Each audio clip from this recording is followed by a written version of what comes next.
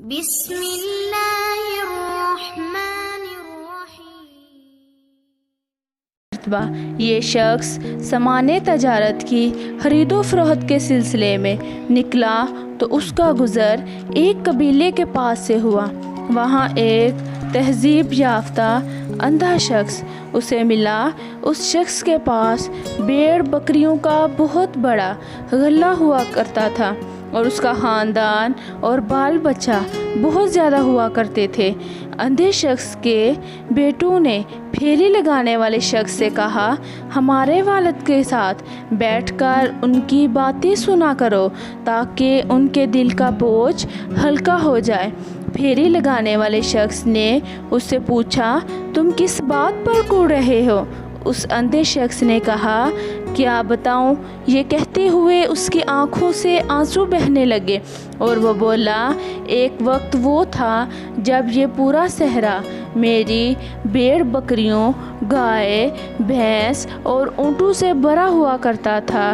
غرض کے میدان ہو یا پہاڑ، ہر طرف میرے گلے کے جانور ہی جانور دکھائی دیتے تھے اور جہاں ہر طرف میری اولاد اور خاندان کے لوگ بسے ہوئے تھے۔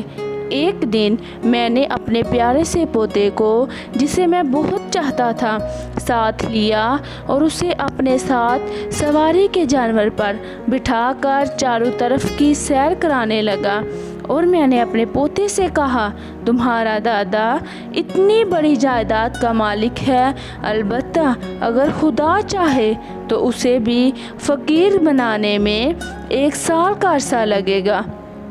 اس کے بعد میں پہاڑ کے دامن میں پہنچا تو قبلے کی جانب سے سیاہ بادل اٹھتا ہوا دکھائی دیا۔ پھر اچانک اتنے شدید اولے پڑے جس سے یہ 4 دیواری بھرنے لگی۔ برف کے اولے اخروٹ کے برابر تھے اور وہ اتنی شدت سے گر رہے تھے کہ کہیں ٹھہرنے کے لیے جگہ محفوظ نہیں تھی۔ بلاخر میں نے پہاڑ کے اندر ایک غار تلاش کر لیا اور اپنے بال بچوں کو لے کر اس میں پناہ لے لی۔ کچھ دیر بعد جب میں نے غار سے جھانک کر دیکھا تو پتہ چلا کہ میرے سارے جانور ختم ہو گئے ہیں اور کچھ بھی باقی نہیں بچا ہے۔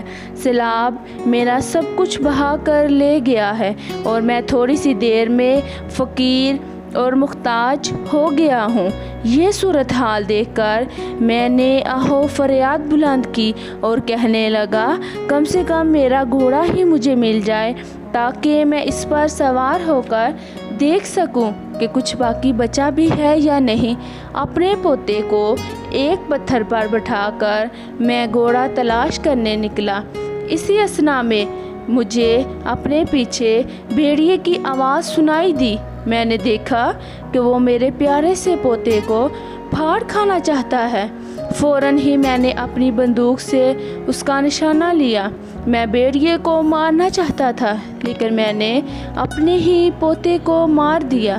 مجھے یہ پوتا بہت عزیز تھا، اسے خاک و خون میں لت پت ہوا میں نہ دیکھ سکا اور غم کی شدت سے مغلوب ہو کر میں نے اپنے سر پر بندوق مارنا شروع کر دی یہاں تک کہ میری بینائی ختم ہو گئی۔